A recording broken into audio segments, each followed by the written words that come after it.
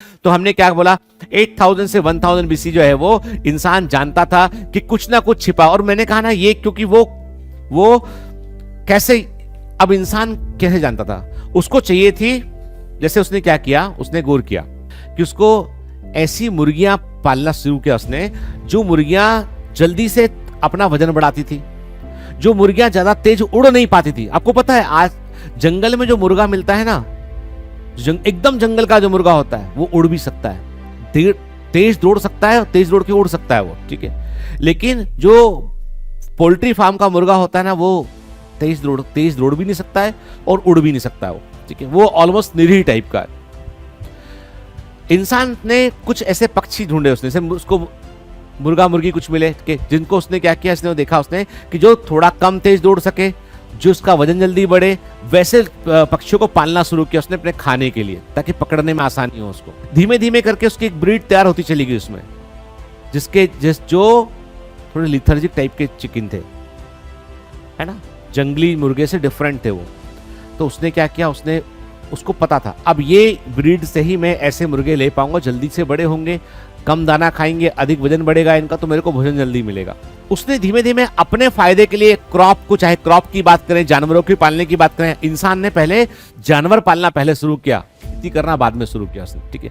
वो आसान काम, खेती करना बाद में शुरू किया, जानवर पहले पालना शुरू किया उसने, ठीक है। और कहते हैं कि जो यदि आप कभी सैपियंस, एक बड़ी फेमस बुक है, वो कभी पढ़ेंगे, उसमें वो लिखते हैं, युवाल नोआ हरारी लिखते हैं कि सबसे पहले जो जानवर थे उनमें से घोड़ा और डॉग, ये इंसान के शुरुआती साथियों में से एक रहे हैं। वो शुरुआती जो जानवर जो साथ से पल आए, और उसने देखा, उसने ये भी पता लगा किन जानवर को हम पाल सकते हैं, किन को हम नहीं पाल सकते, ये भी इंसान ने सीखा। किन फसलों को खा सकते हैं, किन को नहीं खा सकते, ये भी इंसान ने सीखा, और बहुत अनुभव के बाद सीखा उसने। और हम जो बात करते हैं आज, हम बोलते हैं, हमको लगता है कि यार सर तो ये वाली बात कर रहे हैं, नॉनवेज खाने वाली बात नहीं।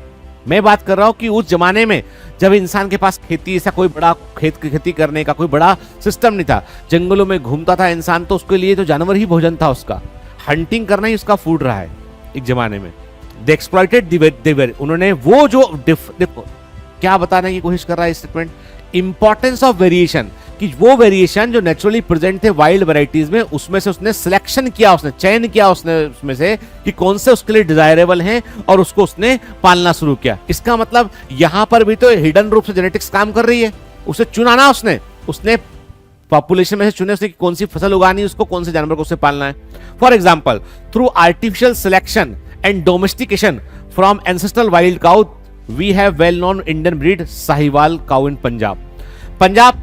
एक्चुअली ये जो पंजाब जिसका जिक्र हो रहा पंजाब का, ये पंजाब पाकिस्तान के पास है।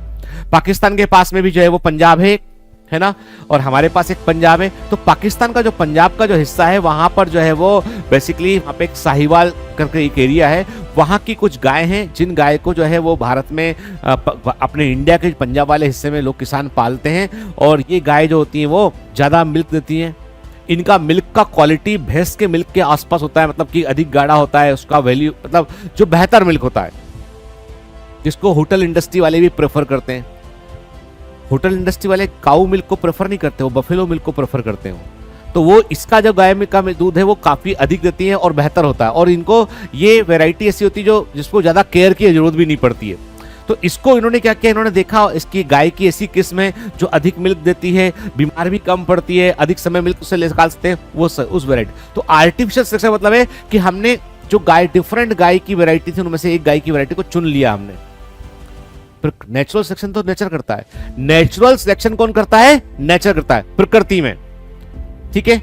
नेचुरल सिलेक्शन मतलब है कि नेचर ने किस ऑर्गेनिज्म को जो है वो चुन लिया है, बाकी सब खत्म हो जाएंगे, वो सर्वाइव करेगा, वो नेचुरल सिलेक्शन है। आर्टिफिशियल सिलेक्शन का मतलब है इंसान करता है, कितनी वैरायटी में से किसी एक को लिया उसने और उसको उसने ग्रो करना शुरू किया, तो आर्टिफिशियल सिलेक्शन हो गया। डोमेस्टिकेशन मतलब है कि जंगली गाय थी ये, जिसको पालतू बना लिया हमने, डोमेस्टिकेशन करना बोलते हैं इसको, ठीक है।